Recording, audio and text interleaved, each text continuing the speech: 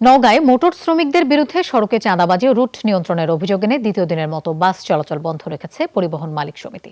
এতে নওগাঁ থেকে রাজধানী সহ সব রুটে বাস চলাচল বন্ধ আছে।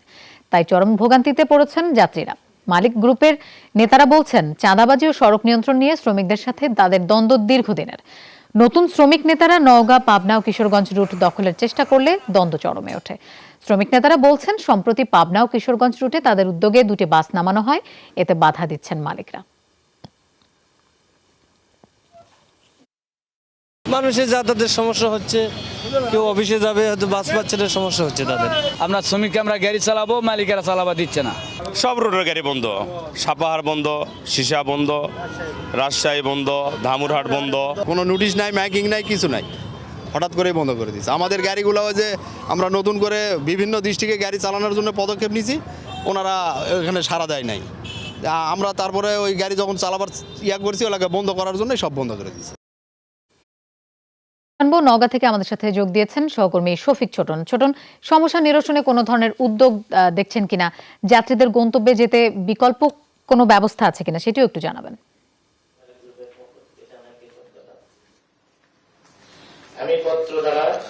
রূপা, গত দুদিন ধরেই যাত্রীবাহী বাস বন্ধ রয়েছে নওগাঁ থেকে।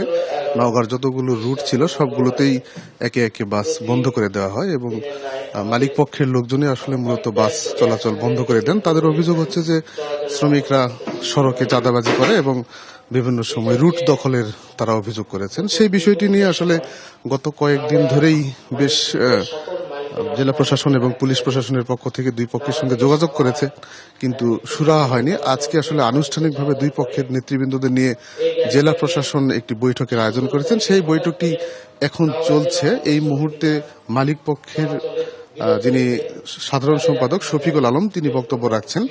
এরপরে শ্রমিক ইউনিয়নের যারা নেতৃবৃন্দ আছেন তাদের কথাগুলো শোনা হবে। জেলা প্রশাসক রয়েছেন এবং একই সাথে পুলিশ প্রশাসন রয়েছেন এখানে কর্মকর্তারা।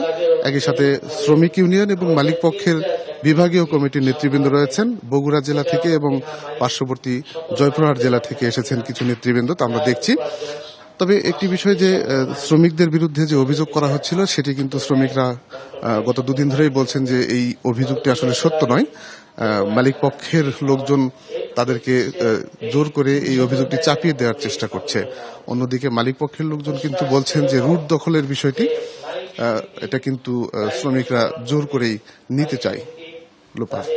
ধন্যবাদ শফিক আমাদের সাথে যোগ দেওয়ার জন্য।